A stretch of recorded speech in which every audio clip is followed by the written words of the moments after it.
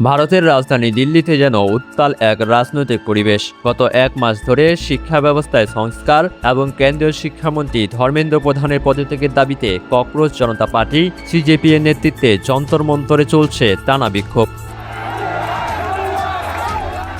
যদিও নামের সঙ্গে পার্টি শব্দটি থাকলেও এটি কোনো নিবন্ধিত রাজনৈতিক দল নয়, বরং একটি নাগরিক সংগঠন। সোমবার রাজধানীর কনট প্লেস, জনপদ ও যন্তর মন্তর এলাকা জুড়ে হাজার হাজার তরুণ তরুণীর ঢল নামে। মেট্রো স্টেশন বন্ধ, সড়কে ব্যারিকেড, পুলিশের কড়া নিরাপত্তা, কোনো কিছুই যেন তাদের থামাতে পারেনি। সকাল থেকে সন্ধ্যা পর্যন্ত আন্দোলনকারীরা যন্তর মন্তরে অবস্থান নেন। পুলিশ আন্দোলন ছত্রভঙ্গ করতে লাঠিচার্জ ও কাঁদানে গ্যাস ব্যবহার করলেও বিক্ষোভকারীরা সরে যাননি, বরং আন্দোলনের প্রতি সমর্থন জানিয়ে স্থানীয় মানুষ খাবার ও পানীয় নিয়ে হাজির হন। অনেকেই অনলাইন ডেলিভারি প্ল্যাটফর্মের মাধ্যমেও আন্দোলনকারীদের জন্য খাবারের প্যাকেট পাঠান। এসব দৃশ্য সামাজিক যোগাযোগ মাধ্যমে ব্যাপকভাবে ছড়িয়ে পড়েছে। পরিস্থিতি আরও উত্তপ্ত হয়ে ওঠে যখন কংগ্রেস নেতা রাহুল গান্ধী ও প্রিয়াঙ্কা গান্ধী আন্দোলনের সঙ্গে সংহতি জানাতে এসে পুলিশের হাতে আটক হন। এরপর বিরোধী দলগুলোর পক্ষ থেকে সরকারের বিরুদ্ধে সমালোচনার মাত্রা আরও বেড়ে যায়।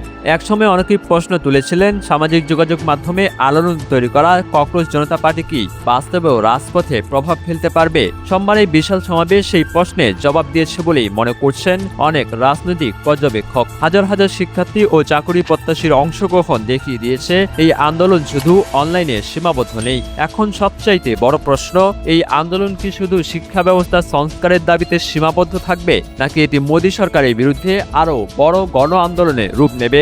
রাজনৈতিক বিশ্লেষকদের মতে, যদি আন্দোলন দিল্লির বাইরেও ভারতের অন্যান্য রাজ্যেও ছড়িয়ে পড়ে, যদি বিভিন্ন বিরোধী শক্তি এক মঞ্চে আসে এবং জনসমর্থন আরও বাড়তে থাকে, তাহলে মোদী সরকার রাজনৈতিকভাবে বড় চাপের মুখে পড়তে পারে। এমনকি ভবিষ্যতে সরকারের স্থিতিশীলতা ও পতন নিয়েও প্রশ্ন উঠছে বারবার। তবে বর্তমান পরিস্থিতিতে সরকার পতন অবশ্যম্ভাবী এমন সিদ্ধান্তে পৌঁছানোর মতো পরিস্থিতি এখনও তৈরি হয়নি। তবে এটাও সত্য, ভারতের রাজনীতিতে দীর্ঘদিন পর এমন একটি আন্দোলন দেখা যাচ্ছে যেখানে শিক্ষার্থী, তরুণ সমাজ এবং সাধারণ মানুষের অংশগ্রহণ একসঙ্গে আলোচনার কেন্দ্রবিন্দুতে এসেছে।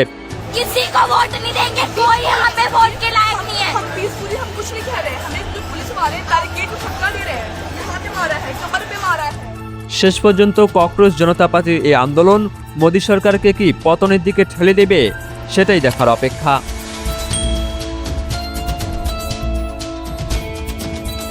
মাহমুদ বিন মারুফ, নিউজ ডেস্ক, ডেইলি সকালবেলা।